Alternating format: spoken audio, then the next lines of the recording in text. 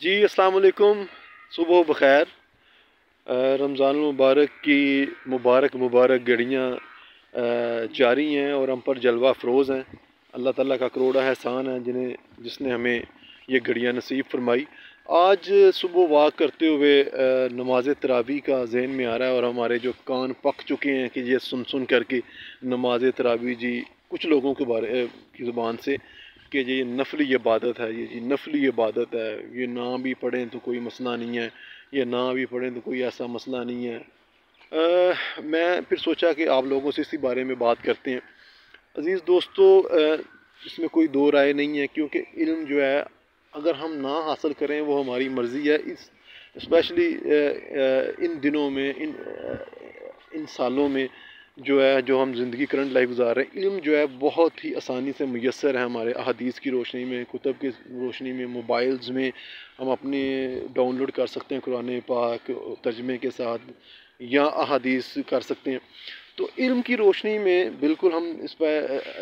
متفق ہیں کہ جو ہے نماز تراویح جو سرکار دو علیہ وسلم نے فرمایا کہ نفلی عبادت ہے، اور نفل جو ہے آپ کی ڈیفینیشن آپ کو بھی پتہ ہے کہ نفل جو ہے اس میں نہ پڑھنے میں کوئی گناہ نہیں ہے، لیکن پڑھنے میں بہت فضائل ہیں۔ تو بالکل یہ وہ روایات ہیں جو ہمیں اس چیز کا ثبوت دیتی ہیں کہ تراویح ایک نفلی عبادت ہے۔ لیکن اگر ہم بات کریں کہ اس بات پہ زور دینے کی کہ جو کہتے ہیں جی بالکل یہ روایت کو ڈھال بناتے ہیں،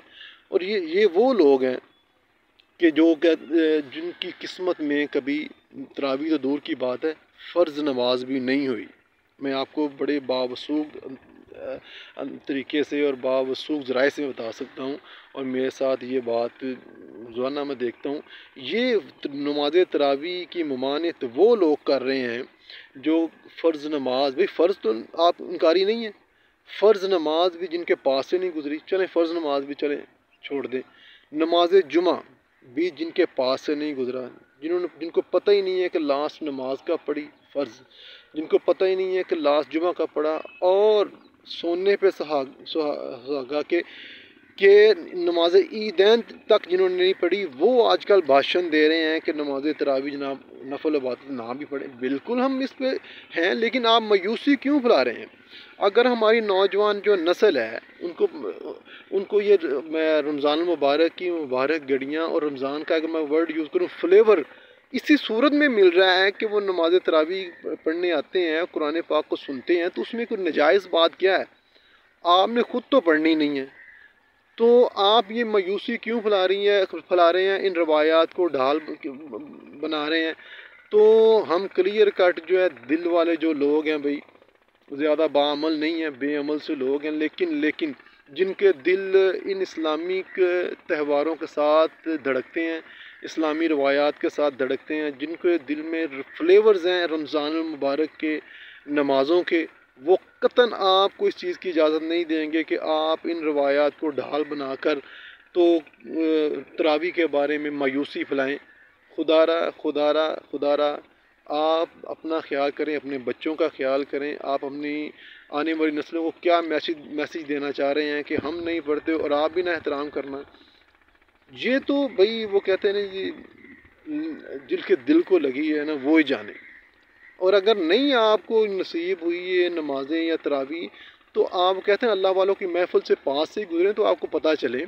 آپ کبھی 9:45 آپ بائک سے گزریں مسجد کے پاس سے یا پیدل گزریں، تو آپ کو ایک خوبصورت آوازیں نظر آئیں گی نماز تراویح کی،